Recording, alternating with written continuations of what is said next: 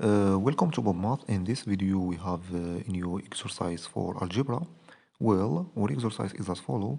We have x as a real number, and we have 3 cos x equals 7x squared plus 2x plus 5.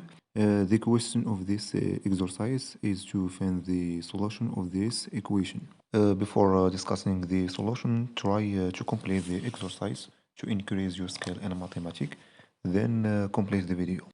We have 3 cos x equals 7x squared plus 2x plus 5. We know that e plus b all square equals e squared plus 2ab plus b squared. Now we will try to find these properties in this example. So x squared plus 6x squared plus 2x plus 1 plus 4 equals x squared plus 2x plus 1 plus 6x squared plus 4. Therefore, 3 cos x equals x plus 1 all square plus 6x squared plus 4. We call this inequality alpha. We know that x plus 1 all square greater than or equals 0. And we know that 6x squared greater than or equals 0. Now we add these inequalities side by side. So we got x plus 1 all squared plus 6x squared greater than or equals 0. Now we add the number to both sides of this inequality.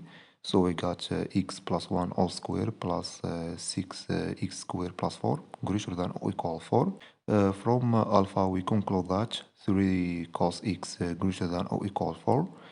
Now we multiply this inequality by the number 1 divided by 3. So we got 1 divided by 3 times 3 cos x greater than or equal 4 times 1 divided by 3, and therefore cos x greater than or equal 4 divided by 3. We know that cos x is between minus 1 and 1, and we have cos x greater than or equal 4 divided by 3.